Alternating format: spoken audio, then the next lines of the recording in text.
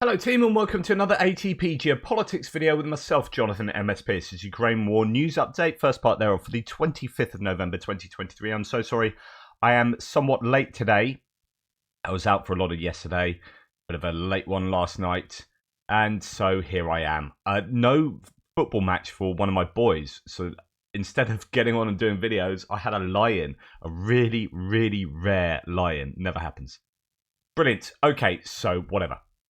Ukrainian general staff figures for the Russian losses for the day before look like this. All the usual caveats for these figures are in the description to the video below. 860 personnel is lower by the tune of sort of 250 from yesterday, but still a significant number.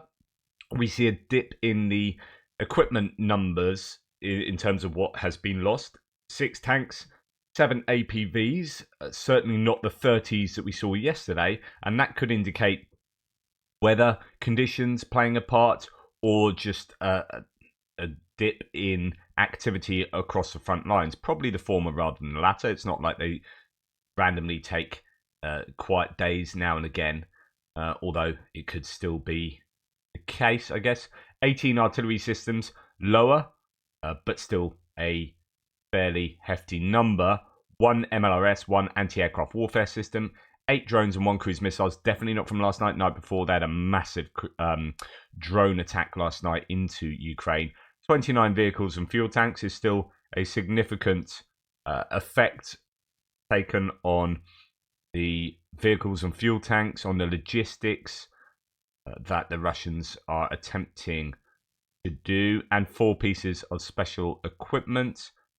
That could be any sort of equipment from excavators and deminers to electronic warfare and ISR, probably the latter rather than the former.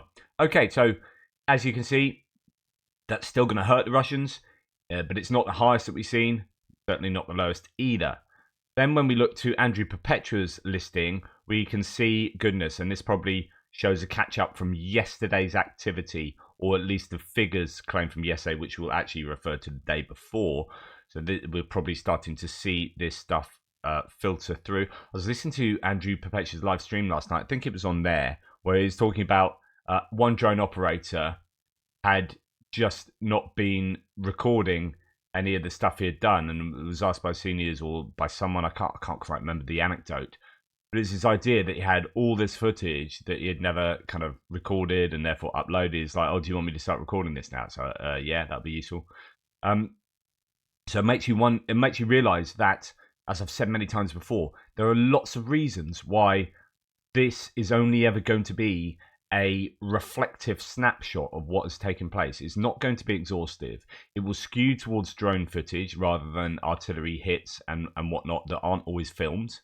But when it comes to the drones, the thousands of drones that are being used up and down the front line on a weekly basis, it's that you are only going to see a fraction of what has taken place. And that's always going to be the case. So we're never going to see a one-to-one representation of the losses claimed, where you've got you've got units that are saying, right, here's the evidence for this, here's the evidence for that, and then that gets submitted to the general staff, and then they release these figures. But only a fraction of those people giving the evidence to general staff are then going to be uploading that and getting that out into the public information spaces. So it's really important to remember that. Anyway, as you can see, this is a huge loss to the Russians, and I guess a ratio of maybe 5 to 1, something like that, maybe 6 to 1 even. But nonetheless, yeah, a bad day for the Russians, definitely.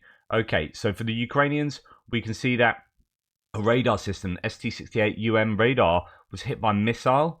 So that's been destroyed, and I don't know how high value that is, but I imagine that's not going to be good for the Ukrainians. A Crab self-propelled howitzer being damaged by a Lancet, and you can see that 4 Lancets taking out 4 bits of artillery there. Lancets are becoming a nuisance again. And when we go to look at the Russian stuff loss, it's just an awful lot of equipment, a lot of FPV drones and other drone activity. That's broadly, oh goodness. Okay, you've got Gimlers there. Unknown cause for some of these. But otherwise, if it's not unknown or there's a mortar there, one gimlet, one mortar, everything else looks to be drone or unknown. Everything else looking to be drone is just incredible how prevalent drone activity is. Right, 3 surveillance and comms stuff taken out. Artillery, three multiple launch rocket systems, and a TOS-1A thermobaric munition there. That is, going to be high value. Those MRS more so than just D30 artillery pieces. Then you've got a T90M tank that was in Kherson, I think. A T80BV, T62, T72 BVM. Sorry. Then you've got a whole bunch of IFVs and APCs, infantry fighting vehicles and armored personnel carriers. And then we get onto your logistics, trucks and civilian stuff. So just a whole range of things taken out, but just a lot of them as well. This is another bad day at the office for the Russians. Now, if that happens on a continued basis, then Russia will lose a war. That happens every day going on forward. 5-1 loss ratio, 6-1, 5 or 6-1. That's what Ukraine need to prevail.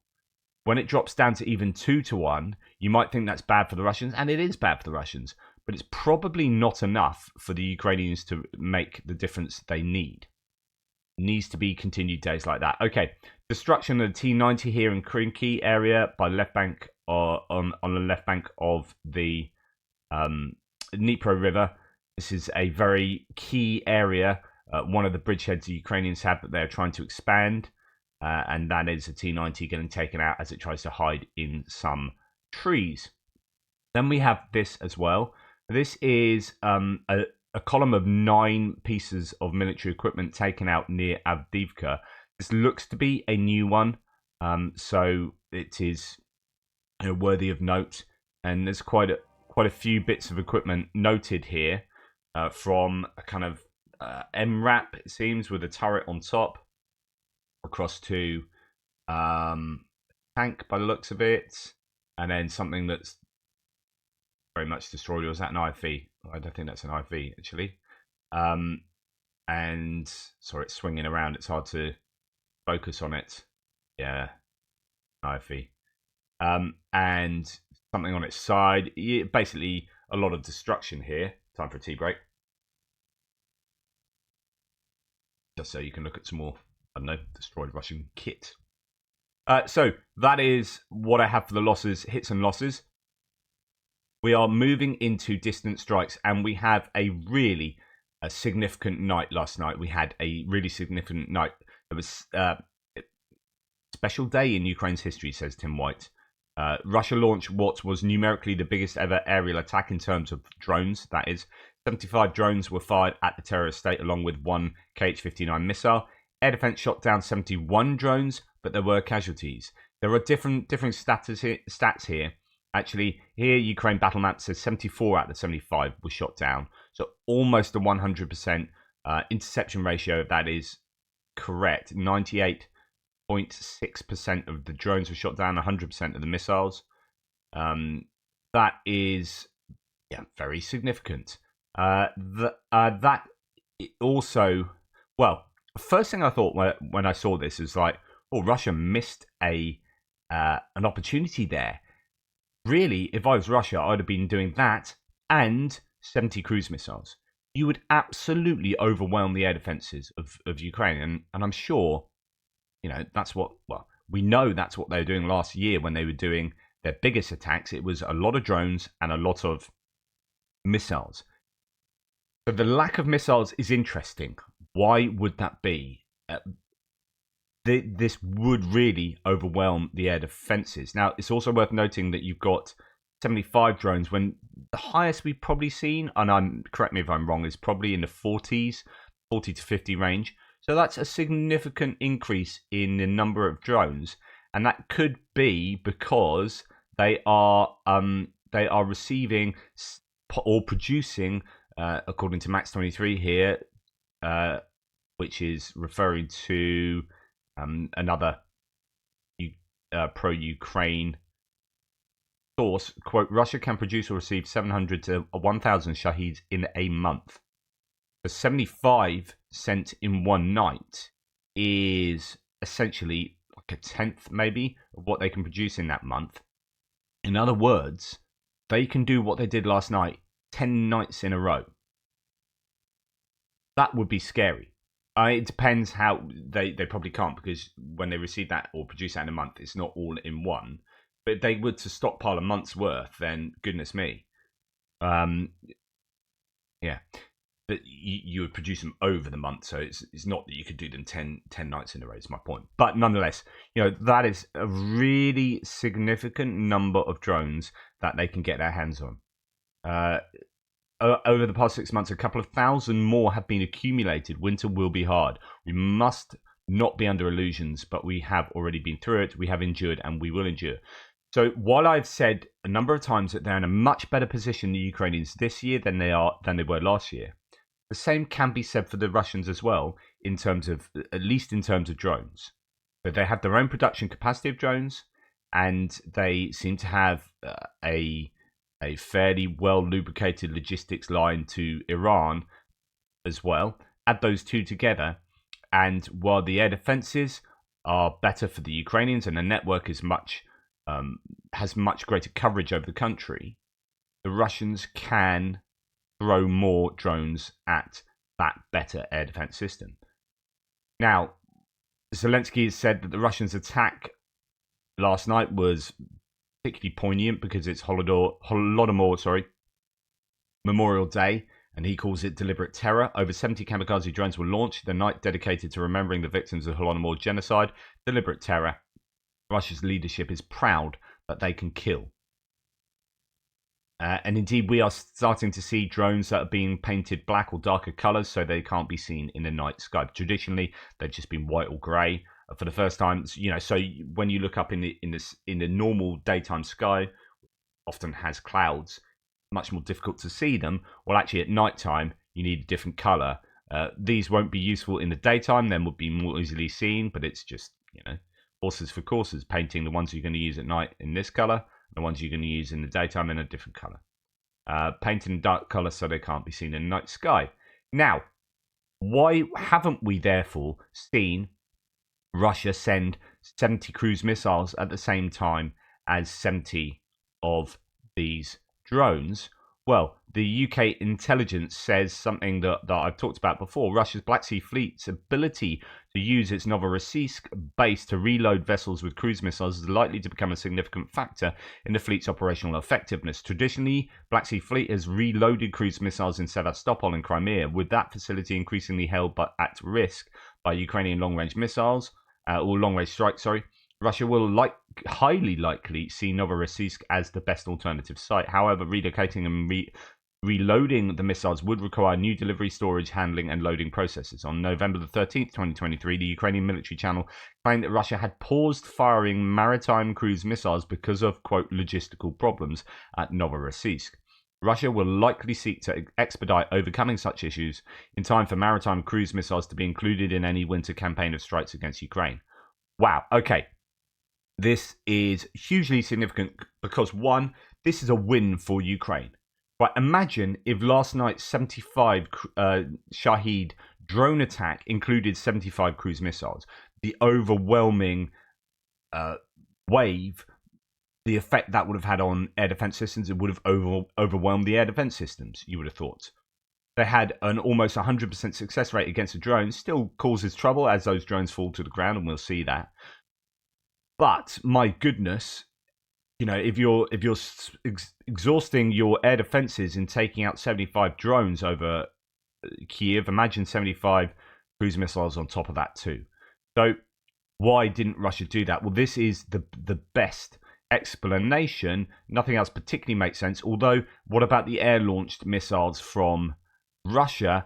I don't know what would explain that, unless there have been hits on Russian air bases that have done more damage or caused more relocations than we were aware of. I'm not sure. However, putting that to one side, parking that issue, the Novorossiysk issue certainly looks to be really important and is a success for the Ukrainians. Now, as soon as they get that capability back, you can rest assured they'll be firing them at Ukraine. So here we have some information about the damage that was done with falling drones. This is somewhat earlier, I think. Yeah, this is a good few hours ago, so the stats have changed since then. Kiev was particularly badly hit with an astonishing... Oh, no, it may be that there were 66 at Kiev and the rest were flying at other places. Fired at the capital. 5 civilians were injured. The youngest just 11, the oldest 65. None is thought to be seriously injured. So that's really good news. As you can see, when they fall to the ground, unfortunately, even if you do hit them, they cause damage. Right? This is not cool. So he says there's a video, the scene of the worst damage in Kiev. This is the Solomiansky district of the capital. A kindergarten and apartment blocks were damaged. And actually, it's a real shame about the kindergarten. There's a lot of... if it's here somewhere, there's a video. I've got it here. Tears in Kiev as those who run the kindergarten see how Russia has ruined their building and the children's things. Obviously, the important military target, those giant teddy bears, can be lethal. Now, one presumes this is from falling Shahed drones as opposed to a genuine target. However, that's still morally repugnant that Russia are sending in drones into a capital city, right? So you have to shoot them down. But this is Russia's fault, right? So that's number one. Number two, they have been targeting or at least even more indiscriminately hitting civilian targets like the children's library in Kherson that was struck yesterday by shelling, right? And that is not something that's pushed off target by air defenses. And the Russians are doing that. And Andrew Perpetua had a bit of a rant last night, correctly so, on his live stream, always worth watching, where he... I think when he's on his own and he doesn't have the positivity of someone like Exit, to bounce off, he gets more irate with just how despicable the Russians are, and I totally get that. And he had a bit of a rant about, and he's like, why isn't the mainstream media not reporting this more when the Russians are targeting these civilian points along the Dnipro River on a daily basis and elsewhere, of course. Why is this not being reported? And he showed the brilliant children's library. It's such a well-equipped and well-done-out children's library. Delightful place, hit by shelling. And you're like, this is making me get angry now. So totally with Andrew on that one. Just really is frustrating. And my goodness, just everything needs to be done to get Ukrainians everything they need to defeat this evil. And it's so bloody obviously good and evil, right? Good guys and the bad guys. The Russians are the bad guys, just end of. And anyone that thinks even remotely differently is just a plum tool as far as I'm concerned. Just right, here we go. Kherson, earlier today, photos were released of the children's library that's been destroyed by Russia. Just another war crime. The first photo shows it how it used to look. And actually inside, it was beautifully decorated, children's library. And it's been, completely done over. Just an absolute disgrace, in my humble opinion. But anyway, that is... sorry, I've now gone completely off where that was. It'd be frustrating when that happens. There we go. So that's it, children's library. There is a video of it inside, which shows you how wonderful it was, and then images of it inside as well, which such a shame. Now, with regard to the Kiev attacks, we've had 2 visiting dignitaries there overnight, and actually, that's probably a good thing that they were there to experience the threat of a drone attack, in this case, of air raids going off. Particularly the Swiss leader. I don't want to. I don't wish that people have uncomfortable existences, right? But actually, if you're going to have anyone in Europe, maybe that apart from Viktor Orban, that is experiencing this, maybe the Swiss leader, maybe the Austrian leader would be a good one. So Alain Berset is attending. He's the president of Switzerland, is attending the International Summit on Food Security. I don't want to be unkind, says Tim White, but I hope he heard the alarms and saw the devastation as he arrived and can remove the block on weapons for Ukraine. Absolutely. Of course, he might have opinions on weapons being released to Ukraine, but unfortunately, Swiss Constitution and Swiss Parliament will have an awful lot to say about that Uh, but also during a massive shelling of Kyiv, Latvian President Edgars Rinkovics was in the city. Now, he won't need any convincing, really. The Baltic states are doing such a marvelous job of supporting Ukraine, in terms of as a percentage of GDP and defense budget spending. Just, yeah, it is. That's not really an issue. However, this will solidify any thoughts, I guess. Now, yesterday I reported on a base getting hit overnight. That was 2 nights ago. That was in Jankoy, occupied Crimea. An air defense launcher and radar complex was destroyed, apparently, as a result. So that's going to be really high value stuff taken out North Crimea over a logistics hub and an airbase. So that's a really significant strike if that is indeed what was taken out. So radar complex and air defense launcher were destroyed as a result of an attack on a Russian military unit. Russian MOD reports that several drones were shot down, while rescuers on the spot talk about at least 4 explosions. There were claims of 7 explosions as well there. And then as well, the strike in Volgograd, yes, again, 2 nights ago, attacked by drones. According to a publication, this military unit is a large arsenal of complex ammunition storage. Quote, as a result of the explosion, a fire broke out on the territory of Warehouse 59, where small arms ammunition was stored.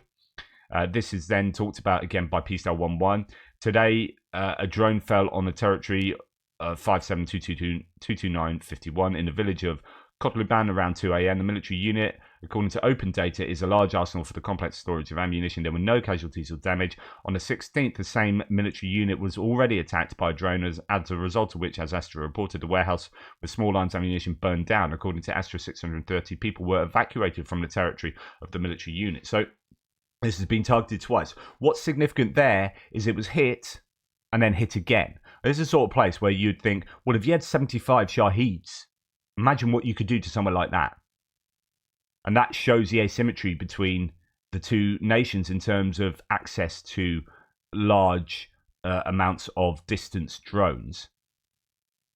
I guess Ukrainian capacity is increasing in that respect, but the problem for the Ukrainians maybe is that Russia's such a massive country and it's got many spread out targets that, where Ukraine have Kiev as a central city, and the Russians can go, right, let's send 75 drones at Kiev or whatever. You can concentrate that so much more. The Ukrainians must be looking at Russia and thinking, goodness me, well, we'll send a couple over there, send a couple over there, I don't know whether it's just worth saying, right, gather all your drones, don't send any for a week, send them all at this one base, completely take that base out. I don't know, but what do I know? Evidently not enough. So Trentalenko reporting here that prepare yourselves for future reporting of Iranian drones and or cruise missiles striking Diego Garcia. That's a kind of military base run by the Americans, is it? Is there British involvement there? Good, I forget. But anyway, it's kind of like you've got Diego Garcia's been, I suppose, exiled there as that's used as a kind of military base. Well, you can imagine that in the middle of the ocean being hit by Iranian drones now, because what they've done, well, apparently they've hit an Israeli-owned container ship in the Indian Ocean, hit by an Iranian loitering munition. Now, if that's happened, wow, that is, something of an issue going forward. The attack comes just days after Houthi rebels in Yemen, Iranian proxies, hijacked a partly Israeli-owned ship in the Red Sea, taking 25 hostages. These conflicts can spread their, insidious tendrils into about the globe, I guess. It's that's a challenge going forward. Right, moving on to other bits and pieces. We'll start with this. I reported this yesterday in my frontline update, but it's worth mentioning in the news. In Ukraine, a working group on the construction of fortifications was created. This was announced by the head of the Ministry of Statistics, Mikhailo Fedorov. He seems to be the head of many ministries. The group will operate 24/7 as an operational headquarters and coordinate the efforts of all authorities and the military. I don't know why it's taken 2 years almost for this to happen, but it has. Anyway, good luck to them. What I presume is each military district has been planning and building their own fortifications and defenses and trenches and whatnot. This is to oversee and more strategically plan the defenses. But as I say, surely that should have been done a long time ago. Right, Russia has lost 76 passenger airplanes because of sanctions on the airline industry, complained Savalyev, the head of the Russian Transport Ministry. So this is the Russians admitting that their airline industry has been absolutely hammered by sanctions. We remind people that the EU has banned the supply of spare parts and civilian aircraft to Russia, as well as the insurance and maintenance services. And that is taking effect. Right, there's a piece in The Economist talking about Russia starting to make its superiority in electronic warfare count.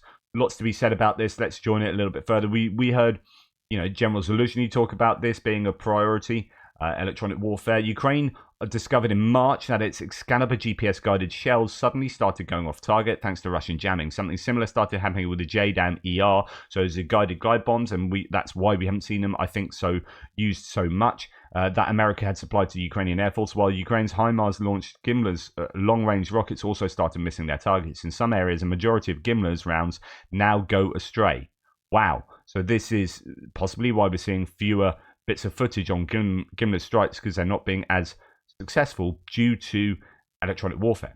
Even more worrying has been the increasing ability of Russian electronic warfare to counter the multitudes of cheap unmanned aerial vehicles, drones that Ukraine has been using for everything from battlefield reconnaissance and communications to exploding on impact against targets such as tanks or command nodes. Ukraine has trained an army of some 10,000 drone pilots who are constantly engaging the cat and mouse game with increasingly adept Russian electronic warfare operators. The favoured drones are cheap, costing not much more than $1,000 each, and Ukraine is building enormous quantities of them, but losses to Russian EW, which either scrambles their guidance systems or jams their radio control links with their operators, have at times been running at over 2,000 a week. The smitten drones hover aimlessly over their batteries, run out, and then fall to the ground. Neither hardening them against jamming nor investing them with artificial intelligence to fly without a live link to a human operator are feasibly options yet, at least for mini drones. Quantity still wins out over quality. In other words, they're just using more drones to overcome the fact that they lose so many to EW. But Russia may have an advantage there too. The skies over the battlefield are now thick with Russian drones around Bakhmut. Ukrainian soldiers estimate that Russia is developing twice the number of assault drones they are able to. So this is something that, and they go and talk about this, the Russi report by Jack Watling and Nick Reynolds saying that the Russians have, greater... Well, let's read it. Growing Russian success in the drone war is partly explained by the density of EW systems it is able to field thanks to those years of investment. That's what it talks about right at the beginning of the article. A report published in May by Watling and Reynolds of Russi, a think tank in London, reckoned the Russians are fielding one major electronic warfare system every 10 kilometers along the front line. They think that among many Russian electronic warfare systems, the truck-mounted Shipovnik Aero, which is pictured, that thing. Where have you gone? Shipovnik Aero is proving especially deadly to Ukrainian drones. The system has a 10 kilometer range, and can take over control of the drone while acquiring the coordinates of the place from where it is being piloted, with an accuracy of 1 meter for transmission to an artillery battery. Wow.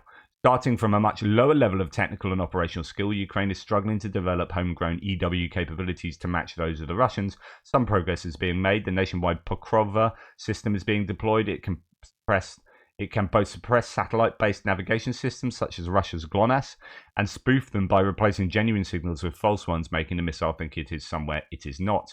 Pokrova should be highly effective against the Iranian-designed Shahed loitering munitions, but less so against cruise missiles that rely more on terrain-matching systems, which compare the ground below to a library of stored images rather than being guided all the way in, as well as Pokrova so-called Frankenstein systems cobbled together with typically Ukrainian ingenuity by combining Soviet systems with more modern technology, are also making an appearance.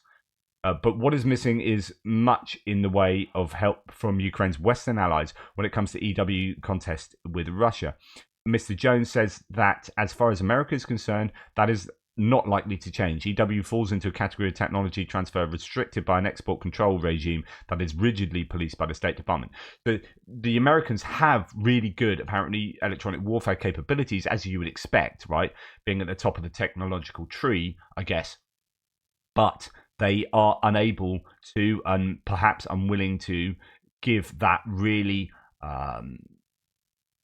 really well, highly regarded technology over to the Ukrainians. There's also this claim that it wasn't actually Watling and co-author and Reynolds, it was Rob Lee and Michael Kaufman talking about how the Russians have more drones than the Ukrainians are, saying that's probably not true everywhere. That's going to be partially true in certain places. So Bakhmut could be one of the areas where they do. What the Ukrainians will want is that to stop, that trend stopping. They need the Russians not to be able to bring so many drones, and the Russian electronic warfare capabilities to be hit. This is a worry going forward, definitely. You've seen how prevalent drones are. I've shown you the list of stuff that's been blown up and how much of that was due to drones. Well, if the Russians can do that, as well as the Ukrainians are doing that at the moment, then that's a game changer. That's Ukraine being in the shit, really. That is so important that the Ukrainians are able to do something about stopping that from happening. Zelensky asks his military to present a new mobilization plan. We've been wondering about this for some time. The Russians have their own issues with mobilization and are probably going to do a mass mobilization after the elections on March the 17th. But before that, they're doing crypto mobilization and they're getting hold of loads of prisoners. So they are getting around the issue to some degree. Ukraine will need to do this as well. And they have an issue with not having enough boots on the ground. Zelensky has instructed Commander-in-Chief Valery Zaluzhny and Defense Minister Rustem Umerov to present a new mobilization plan by next week, the president said.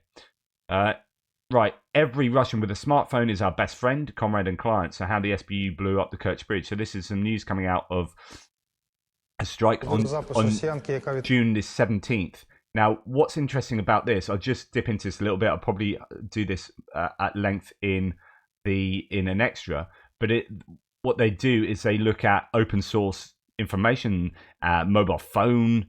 I don't know, it's mobile phone data or stuff loaded up to the internet. But one of the sources of such information was a video recording of a Russian woman who rested in the area of the Crimean Bridge on a yacht and filmed the internal structure, the bridge arch, he says. And just look at this footage. You can imagine that this would be really useful as she shows exactly how the bridge is constructed. And all the details. It said this information gave us an understanding of where to attack the city to cause the maximum damage. Super useful, as that footage just says. It shows everything they need to know. But there you go. Anyway, that is probably worth looking into in a little bit more detail. Another point.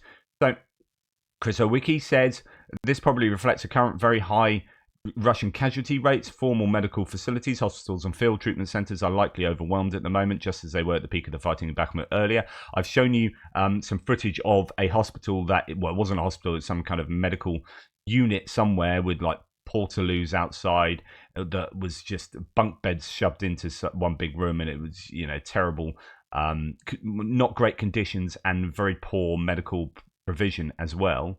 Well, this guy talks about how, as a Russian serviceman, this is Dmitry from War Translated, from the 255th Regiment, recorded a video in an unclear, abandoned location where the badly injured Russian soldiers are kept before being released, quote, into the wild.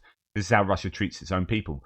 So, you lose a leg, okay, you're not going to be sent to the front line. We'll treat you here for a little bit, and then we'll just let you go. Good luck. Thanks for your service there. Thanks for giving your leg to the project. We'll see you somewhere else. Goodbye. And again, this talks to the whole Russian military project and how well thought out it is, how well funded it is, how much they value the people, which is, in case you hadn't realised, not a lot. And Chris Owicki has a thread here. Cannibal serial killer who is said to have murdered 13 people and filled his refrigerator with human flesh has been, I'm sure I've read about this guy when it happened actually, has been pardoned by Vladimir Putin and sent to fight in Ukraine. The decision has caused shock in Russian social media networks. 44-year-old Denis Gorin from Aniva in the Sakhalin region has been tried 3 times for murder and cannibalism, most recently serving a 22-year sentence after being convicted of 3 murders in 2018. He appears to have signed a contract recently with the Russian MOD. I mean, so on and so forth. You get the point. Goodness me. I mean, 1, it shows that Russia are desperate for boots on the ground. 2, this is probably going to be at least somewhat counterproductive for public opinion. I'm sure public opinion won't be fully in support of this.